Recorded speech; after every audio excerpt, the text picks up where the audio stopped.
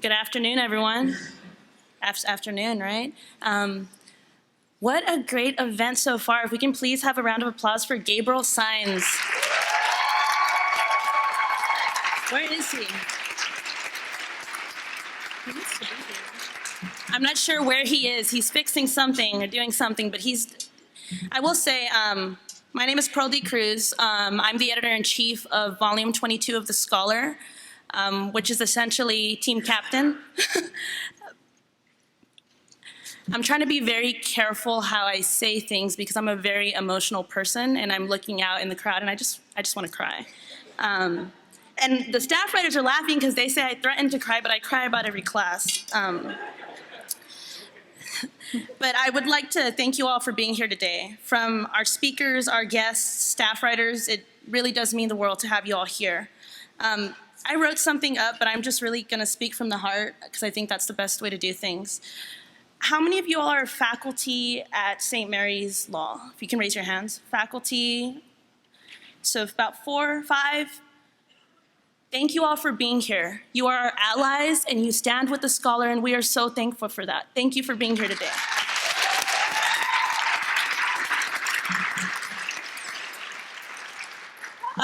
I'd also like to thank our staff writers. If y'all staff writers can please stand up, raise your hands, stand up, both. Thank y'all for being here today. The staff writers, when they join the scholar, they are immediately greeted with a long list of deadlines, which y'all meet, and I'm so grateful for that. Thank you. Our board members, where are you at? Thank y'all. Thank y'all so much for being here today. Appreciate y'all. And of course, Nadine Abohosa here with me today, our managing executive editor. Round of applause for her, please. There's a lot of thank yous going on right now because, as you all know, working in the immigration field can feel very defeating at times. But looking out and seeing you all here, again, brings me to tears and makes me feel so grateful. At a time where we're wondering what's going to happen tomorrow, what's going to be the new announcement, how are we going to make it through? I stayed up till 3 a.m. I guess tomorrow I'll stay up till 4. Well, there's not enough hours in a day. It's nice to see all of us come together, and a lot of you are returning members who were here last year whenever BLAD threw a great event. So thank you all for being here. One more thing. One more thank you. Our volume 20, I guess we're volume 22, so prior members of the scholar, can y'all please stand? Prior members, so board members, staff writers, our alum, thank you all.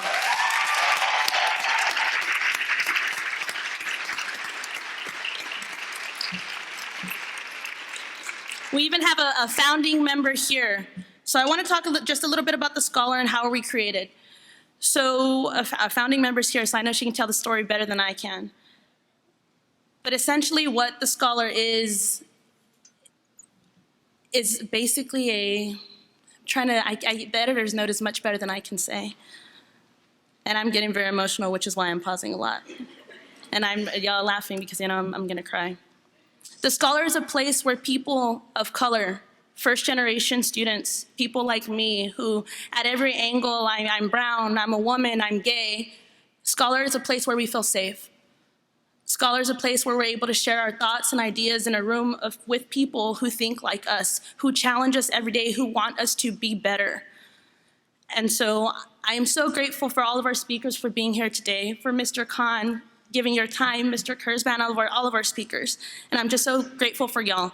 I'm gonna give Nadine the mic because I get very emotional, but here you go, Nadine. So my name is Nadine Abohosa. I'm a third-year law student and the managing executive editor of The Scholar. I echo everything that Pearl said, and it's an honor to be able to be here and introduce Mr. Khizr Khan today. I come from a family of immigrants, and specifically on my father's side, a family of Muslim immigrants. And so in 2016, whenever Mr. Khan spoke out at the Democratic National Convention representing Muslim Americans and advocating for a minority group, my family and I were so proud and thankful to have someone like him advocating for us. So before I highlight Mr. Khan's achievements and his background, I would like to take a moment to thank him and tell him how thankful we are to have someone like him speaking for us.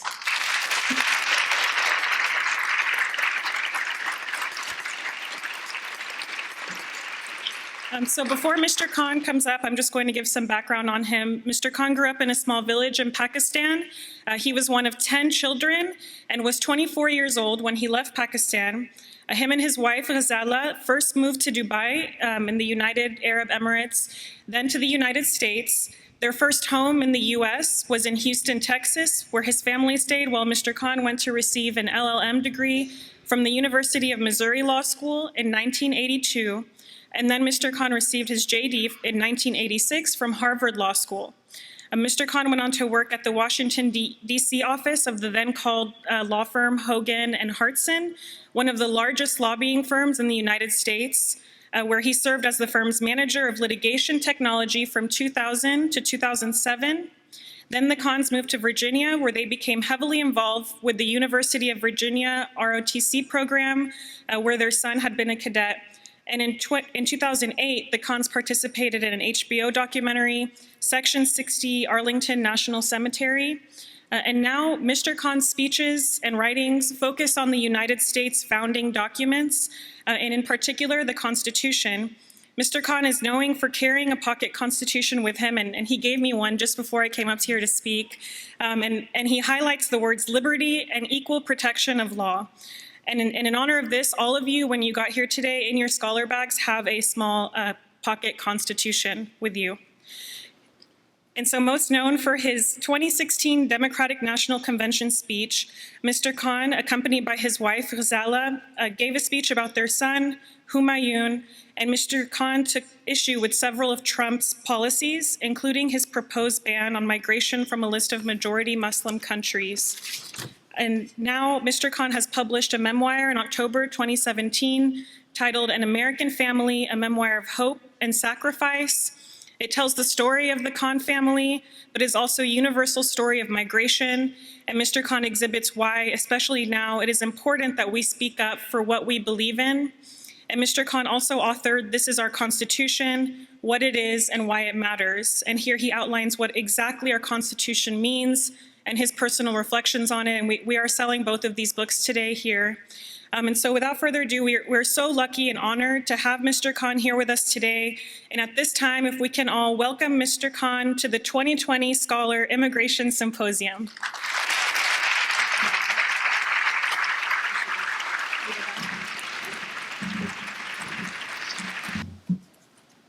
Good afternoon.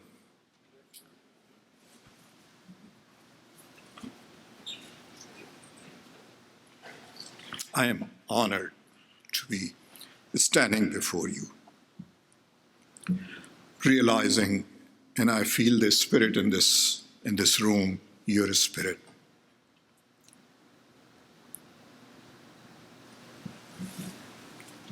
If they come after me, I want to be among you. Thank you. Thank you very much.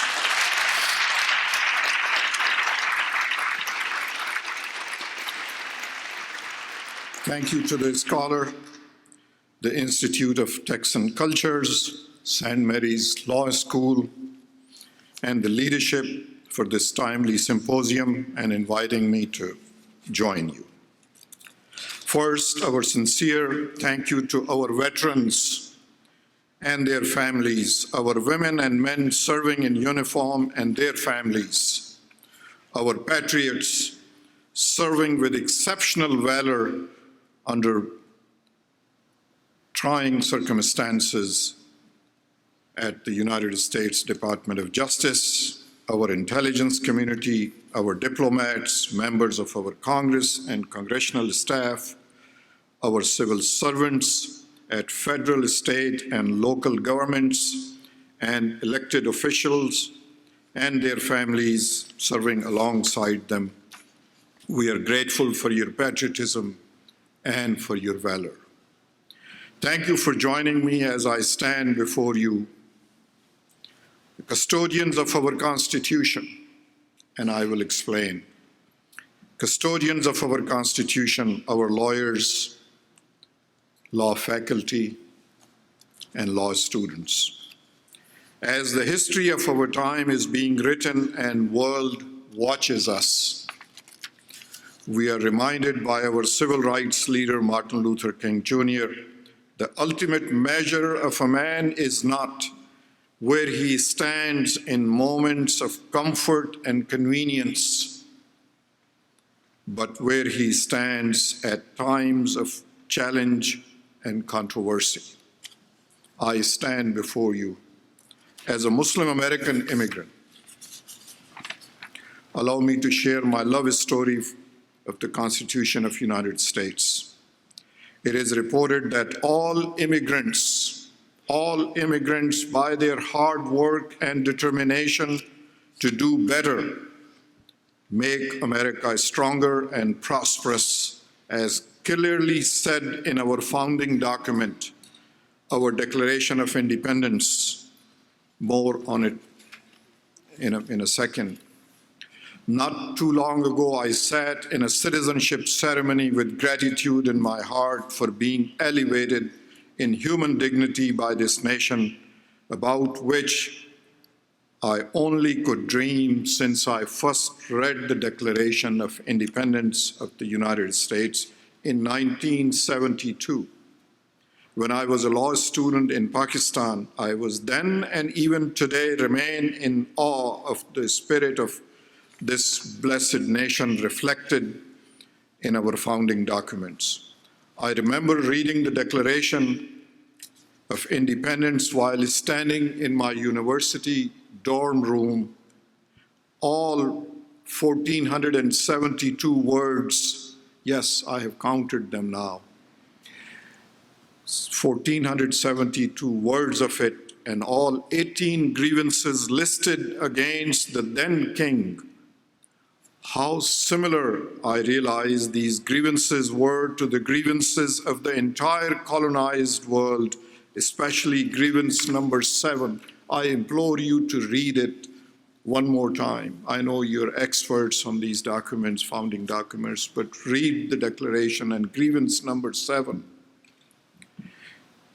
which says, "He has endeavored to prevent the population of these states, for that purpose obstructing the laws of naturalization of foreigners, refusing to pass others to encourage their migration hither, and raising the conditions of new appropriations of lands." I then read the articles of Constitution. Yes, Article 1, People's Congress will be the supreme legislative body of this blessed democracy, will also perform sacred duty of checks and balances and oversight of the government. Regardless of today's challenges to its sanctity, I thought then and still believe our Congress remains supreme institution of our democracy, and it was the intent of our forefathers to place our Congress as Article 1 institution of our system of government. Then I read the Article 2, the presidency, and then Article 3, the judiciary, and I understood how this civilized nation will lead the mankind by example of civility, tolerance, debate over differences, and respect for all opinion. Then came the best part, our Bill of Rights. I call our Bill of Rights a sacred document in which human dignities are enshrined. I was then and remain today in awe of our First Amendment, the freedom of conscience, for which many nations and their leaders have come to America to learn how to uplift their people in dignity. Let me read it. Congress shall make no law respecting an establishment of religion or prohibiting the free exercise thereof, or abridging the freedom of speech or of the press, or the right of the people peaceably to assemble and to petition the government for a redress of grievances. I will explain why I recite these very fundamental, very basic values of this blessed nation. What an honor for me to humbly stand before the custodians of our Constitution, custodians of our Bill of Rights, custodians of our democracy, you, our lawyers, and soon to be minted lawyers, our law students. I have also read the forerunner to the First Amendment of the United States Constitution, the Virginia Statute for Religious Freedom, adopted by the Virginia Assembly in January 1786. And I also read with concern and inquiry our 13th Amendment abolishing slavery in 1865 and our 19th Amendment women's right to vote in 1919, and wondered why these human dignities came so late and still remain half done. These years of adoption of the amendments tell the world, people have asked me that question, why to have these amendments? These amendments, the years of their adoption, tell history of moving forward with the American experience where so much still needs to be done. As Martin Luther King had said, justice anywhere is a threat to justice everywhere. Now, some important facts of American history regarding minorities and immigrants. In 1857, Supreme Court ruled in Dred Scott decision that former slave Dred Scott was not an equal citizen. You know the detail. Chinese Exclusion Act of 1882 threw out all Chinese Americans. We have no need for them. Japanese American Internment Executive Order of 1942. Also have read the Solicitor General's mistakes during the Japanese American internment cases and confession of error. Catholic Americans were declared spies of Pope. Irish Americans endured Irish need not apply signs throughout the nation. Jewish Americans were not allowed to enter in 1938 when passenger ship St. Louis was refused entry into New York port with about 900 passengers, mostly elder children and women who escaped Europe and were seeking refuge. All perished when they were not allowed entry to the United States. We also read about McCarthy era of 1950 and 60s and the hate and division at all levels of our nation, which followed by the golden era of civil rights, where we all lifted to a higher dignity. Then came travel ban of 2017, where yours truly filed an amicus brief in the Supreme Court asking for relief from un-American prohibition to enter the United States because of a person's faith or country of origin. Having compared our Constitution with other nations of the world, I have done that exercise about 12 years ago, 13 years ago, during my summer vacation. This was my hobby that I used to compare, read constitutions of the other parts of the world and compare them out of curiosity, compare them with our Constitution. So I state, there is none like our rule of law, our separation of power, our checks and balances, not perfect, but with most human dignities enshrined in these American values. The constitutions of other countries grant their people what their government decides they deserve, but ours is we the people, we tell the government what it can do. Read the first 5 words of our First Amendment, Congress shall make no laws, a telling of American spirit. As with one voice we pay tribute to our liberty and freedom today, we must remind ourselves how it was before the American Declaration of Independence, so we can appreciate why America matters to the mankind. We are aware of the history of mankind ruled for thousands of years by the kings, princes, dictators, and authoritarians. Ordinary person like myself was to listen to the dictator's decree, follow it silently, but only until the American Declaration of Independence in 1776, when America said, "We hold these truths to be self-evident, that all men are created equal, that they are endowed by their Creator with certain unalienable rights, that among these are life, liberty, and pursuit of happiness." Last July 4th, I celebrated our Day of Independence at Monticello, at the doorsteps of one of its drafters, Thomas Jefferson, and spoke to a group of 80 newly minted citizens when, for the first time in the history of mankind, Americans declared that they will self-govern as free people.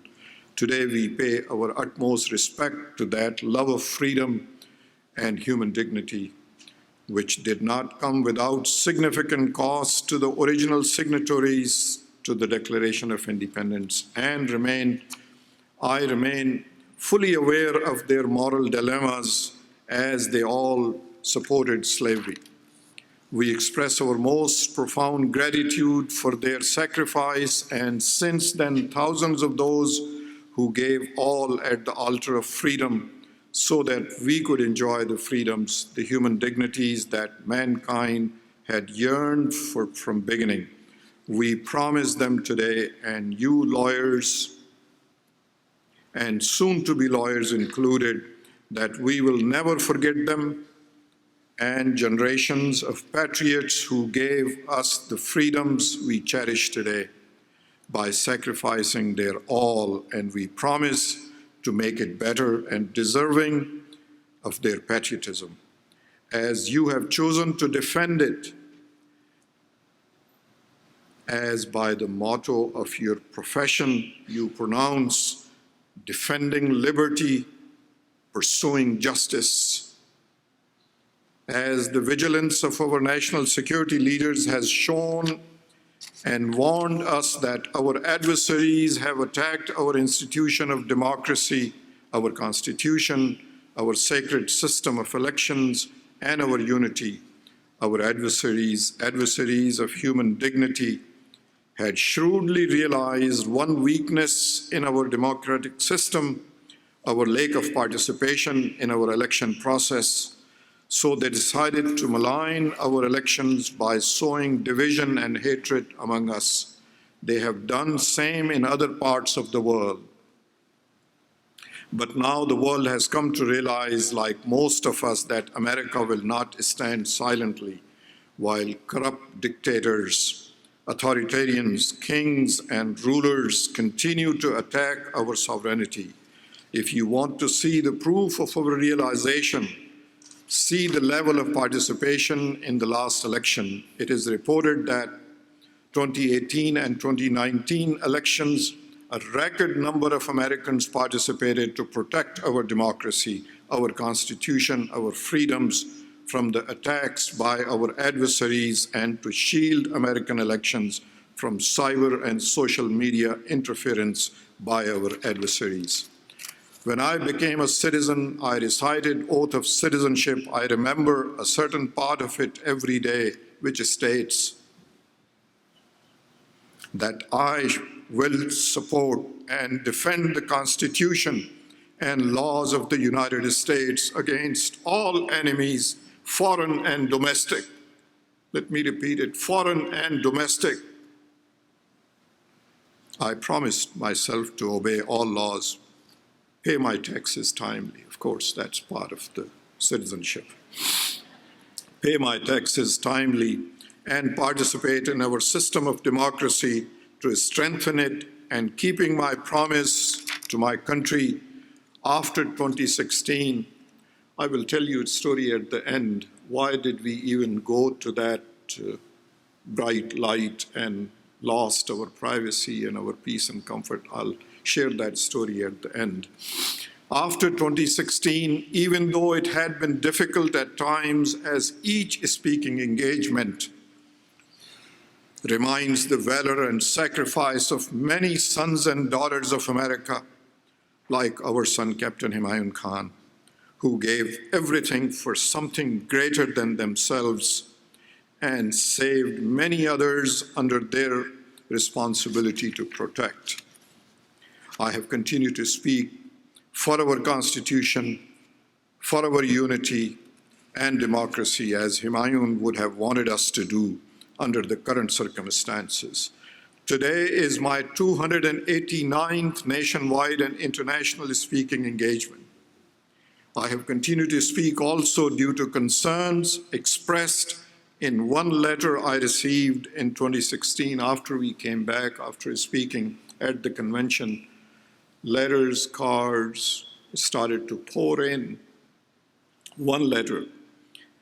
It was written by a retired military nurse with 20 years of service, including in the Second World War in Europe. She wrote in the last paragraph of her long, 26-page long letter to me, asking, Mr. Khan, continue to speak to remind us what is at stake. The similarities of intolerance, hate, and division, attacks on the most vulnerable community of immigrants and communities of faith, attacks on our places of worship are so similar to the time of pre-Second World War, she writes. Pre-Second World War in Europe, had more people spoken than mankind could have avoided the atrocities committed before and during Second World War. Continue to speak. So I have continued to speak. To our lawyers and soon-to-be lawyers, you do same. Speak, organize, vote, and do what your profession asks you to do. Defend liberty, pursue justice. Do your most what you can from your platform as dignified citizens of this blessed nation. You're the North Star. You're the North Star of this great nation, a nation of immigrants. In conclusion, I'm a patriotic American. I'm a patriotic immigrant American. I'm a Muslim also, but being Muslim is circumstantial to my calling. I am here to remind all of us the holy maxims of enlightenment and reason that we all can agree provide for a path to greater social justice. And here I pay tribute to the hard work and sacrifices of our civil rights leaders to uplift all of us in this blessed nation. As I stated before, so much more still remains to be done. Our neighbor is not to blame. Her hand is what we hold in facing the challenges of ever-changing world. I remind us the quote from Reagan's farewell speech. I remember standing up in front of the television at home with the same awe I felt when I first read the Declaration of Independence in 1972. But this was 1989. Reagan had completed his second term, and in his farewell speech he said, I have spoken of the shining city all my political life, but I don't know if I ever quite communicated what I saw when I said it. But in my mind, it was a tall, proud city built on rocks stronger than oceans, wind-swept, God-blessed, and teeming with people of all kind, living in harmony and peace, a city with free ports that hummed with commerce and creativity. And if there had to be city walls, the walls had doors, and the doors were open to anyone with the will and the heart to get here. That's how I saw it and see it still, Reagan said. Your, mine, our story is like that of John Winthrop, an early pilgrim. Yes, that's what they called immigrants, pilgrim. Seeking freedom of conscience and choice and finding the shining city on the hill. Now that shining city needs you and me and our voice so that it continues to be a beacon for all free-minded people.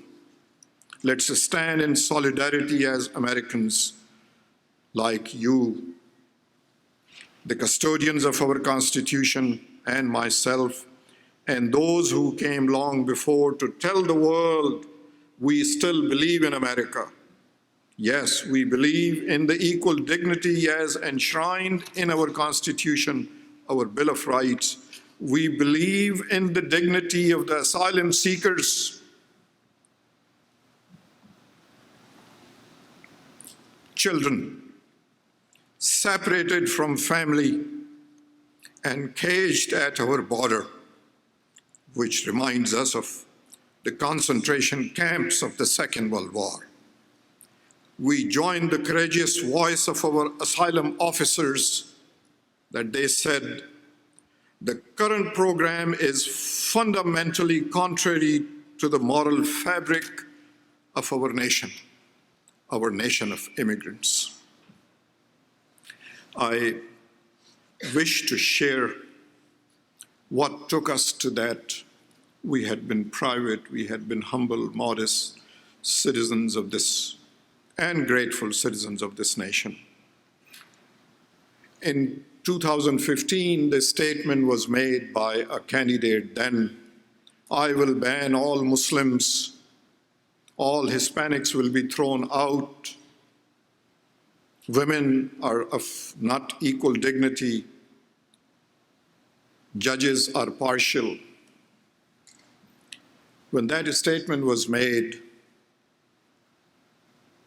I received a phone call a day later from a newspaper writer in New York, James King. He asked me, Mr. Khan, you're a Muslim American.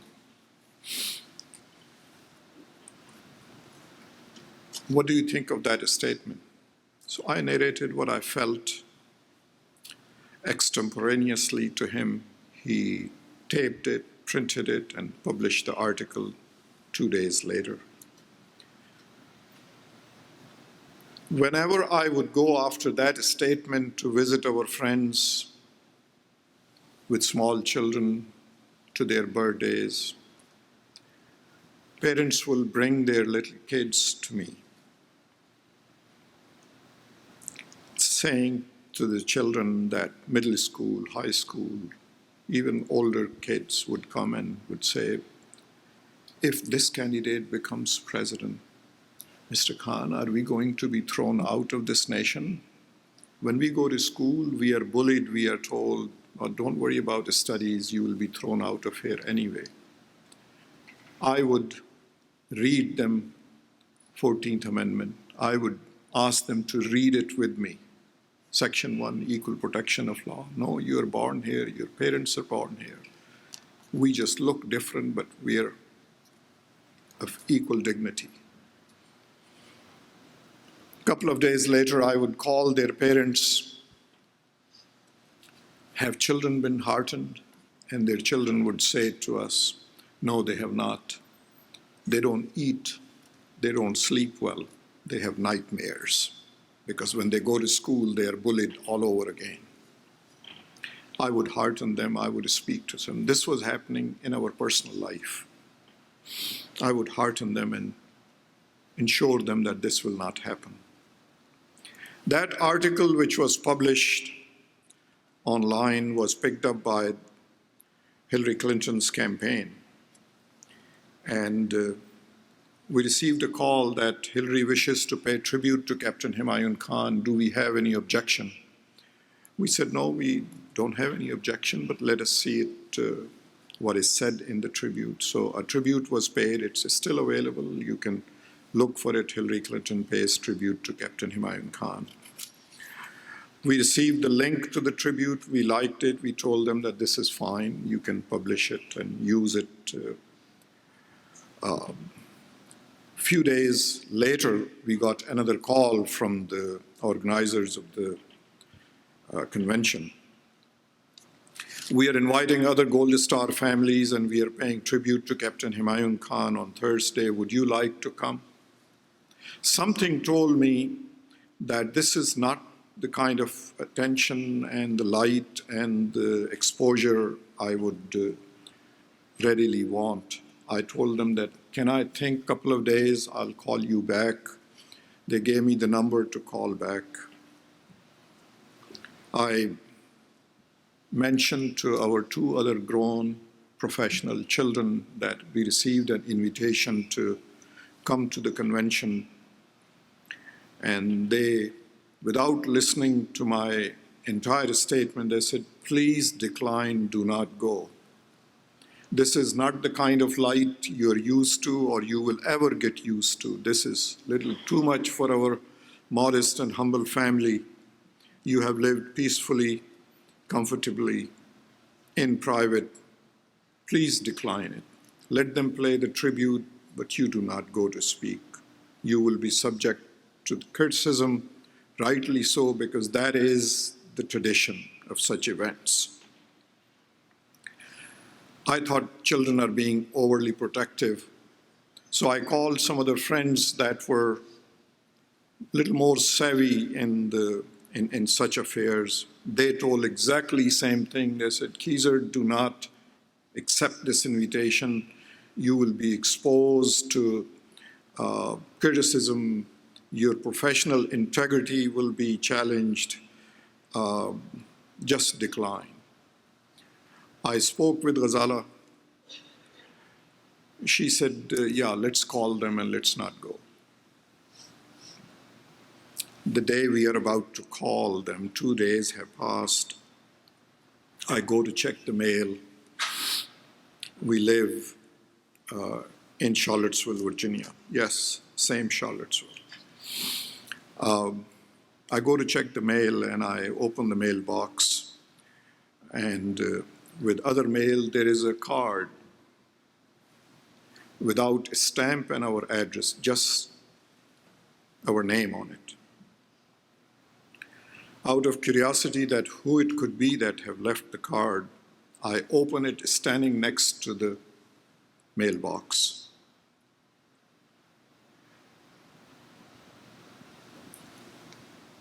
Four names.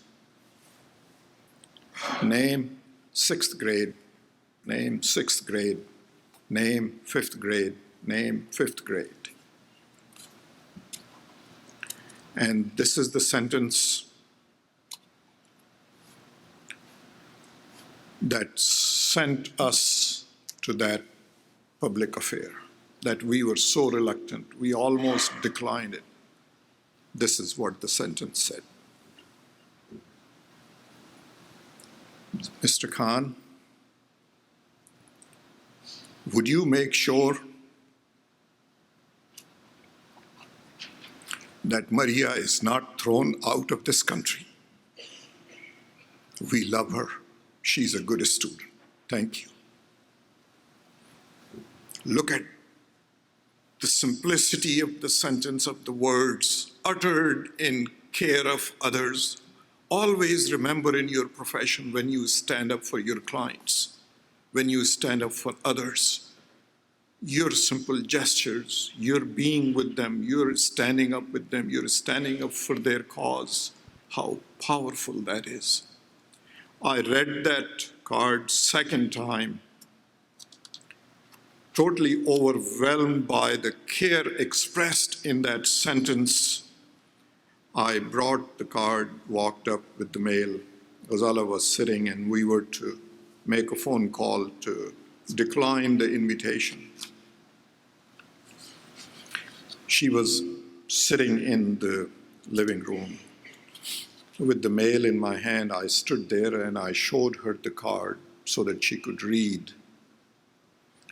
Said to her, still unable to speak, I was so overwhelmed by, even today, I begin to lose composure, the power in that sentence,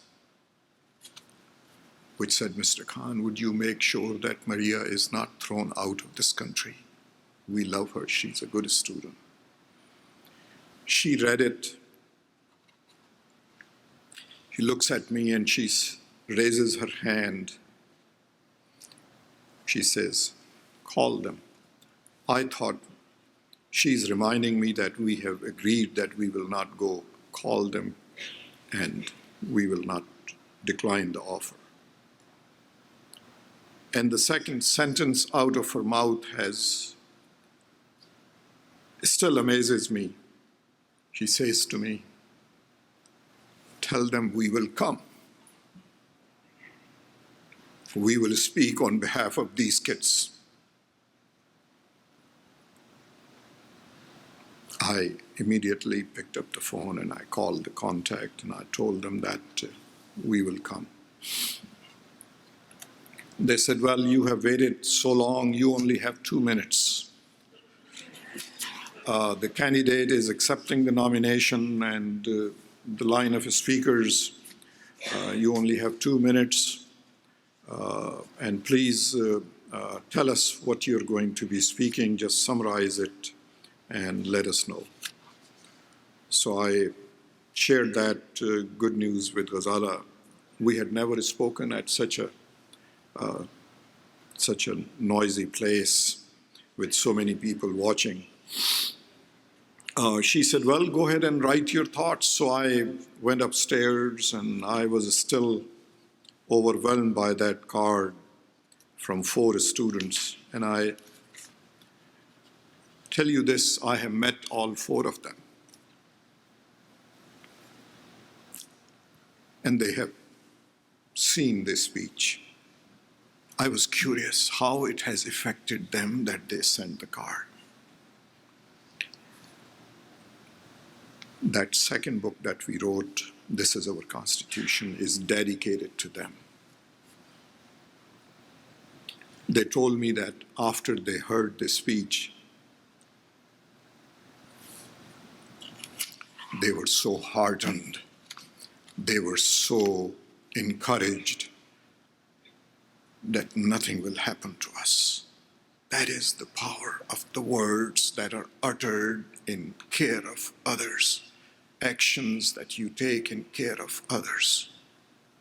So I went upstairs and started to write 1 page, 2 pages, 4 pages, 14 pages, 18 pages altogether. My grievances, I was listing them. Next morning at the coffee table, breakfast table, I told Ghazala my speech is ready. She said, "Okay, go ahead, let me pick up the timer from the kitchen." And she set it on 2 minutes and asked me to start to read my speech. So I started to read page 1, page 2, page 3, page 4, and the clock dings. 2 minutes are over, I'm on page 4, and I still have 14 more pages to go. She said, "This will not happen. This is just not doable. Call them and ask them how many words you can utter in 2 minutes." So we were told, "You have 2 minutes, 130 words per minute, so 260 words only." I said, "Okay, thank you." So I told Ghazala, I said, "I have 260 words. What can we do with this? This is 18 pages of my concerns." And she said, "Let me see what I need to do." So she takes my speech and she takes the pen, and the very first page, she crosses the whole page. She said, "You're not going to utter this. This is a dignified event." And I share with you, it's not public information. You know, this vulgar candidate then attacked Ghazala, not knowing that it was because of her encouragement that I went to speak. It was her that she dignified that speech. So she crosses that first page. I said, "But that is the best way to start a speech. I have made some speeches in smaller gatherings, but that is the best way to speak." She says, "No, you're not going to say this." So we excluded that first page. This is what the first page said. My speech would have started had it not been the dignity of Ghazala. That first page said, "Ladies and gentlemen, thank you for inviting us. We are honored to be speaking here. But these are my words. I have not plagiarized them from Mrs. Obama's speech."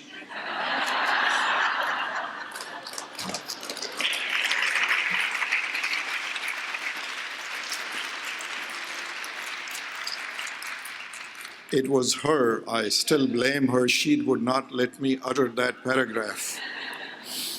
It would have been such a timely and powerful moment. But, so the rest is history. What I mean to say by telling you the stories, there are just so much has taken place since we went, we spoke, we came back, and I want you to know this. I have traveled throughout the country. Wherever you have been present, I have been in the communities where there is amazing despair, communities of immigrants and others as well. Wherever I have witnessed with my own eyes, wherever you exist, especially soon to be minted lawyers among us, wherever you exist, wherever you stand in the community, you have become North Star. You have become source of dignity and source of hope for those communities. This is an amazingly powerful profession that you have adopted, those who have been serving in this profession for many years, those who are teaching, those who are soon to become lawyers. I know there are hard days ahead to pass the bar, prepare for it. Make sure when you get tired, always remember your time has chosen you. Your time has chosen this profession for you. Remember the power of this profession. You will make the difference. You will make this community stronger. You will make America stronger. I have been witness to your existence. I have witnessed to how you have uplifted the communities, how you have uplifted those who need your help and your support and your profession. I am honored, I am humbled to be standing before you. My journey has continued. As I mentioned, today is 269th